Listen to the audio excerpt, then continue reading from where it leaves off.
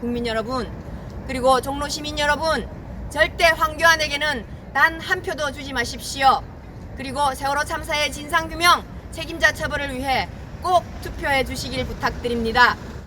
가족들은 황교안을 포함해 총 17명을 이번 총선에서 낙선시켜야 할 후보로 선정했습니다.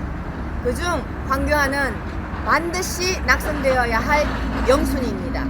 세월호 광장 기억관이 있고 1700만 국민들이 촛불로 박근혜를 탄핵 심판했던 종로구에 버젓이 국회의원 후보로 출마한 것 자체가 도저히 용납할 수 없는 일입니다. 어떤 자입니까? 2014년 세월호 참사 당시 박근혜 밑에서 법무부 장관을 했던 자입니다. 세월호 참사로 304명 국민이 희생됐습니다. 이미 여러 차례 판결에도 확인했지만 당시 현장 구조 지휘 세력들은 업무상 과실치사로 처벌을 받았거나 검찰 특별수사단이 기소를 했습니다. 그런데 황교안은 당시 수사를 맡은 검사들에게 법무부 장관으로 외압을 행사해 현장 구조 지휘 세력에 대한 업무상 과실치사죄를 빼라고 지시했습니다. 6년 전에 황교안의 수사 외압이 아니었더라면 이미 관련자들은 처벌받았을 텐데 황교안 때문에 지금까지 제대로 된 수사와 처벌이 안 되고 있습니다. 황교안은 수사를 방해한 것뿐만 아니라 조사도 방해했습니다. 2014년 650만 국민들이 참여한 서명으로 만들어진 세월호 특조위를 2016년에 강제 해산시킨 자입니다. 세월호 특조위는 세월호 참사를 성령없이 조사하기 위해 만든 정부 독립기구였습니다. 하지만 박근혜 정부 관계자들과 당시 새누리당 추천 조사위원들이 특조위 조사를 방해하고 끝내 강제 해산까지 시켰습니다. 당시 황교안은 박근혜 밑에서 국무총리를 하였고 세월호 특조위 강제 해산을 결재하는 통수권자 위치에 있었습니다.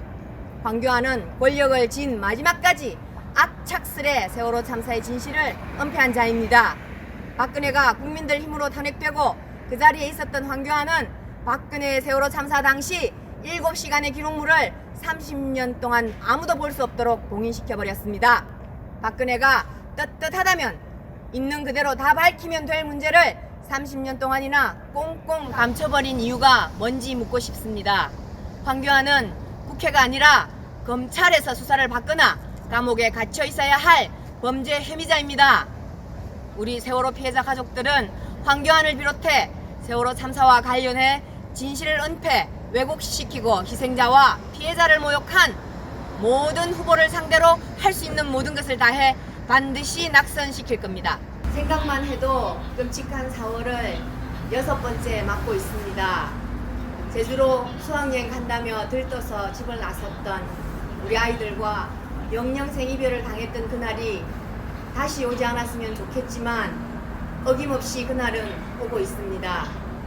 2020년 올해는 우리 아이들이 수학여행을 떠난 4월 15일이 국회의원을 뽑는 날입니다.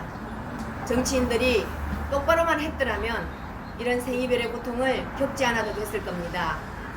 우리 재욱이를 그렇게 떠나보내고 나서 늘 입에 달고 다니는 말이 있습니다. 권, 선, 징, 악입니다. 잘못을 했으면 응당 대가를 치르는 게 맞지 않나요? 그런데 현실은 그렇지 않습니다.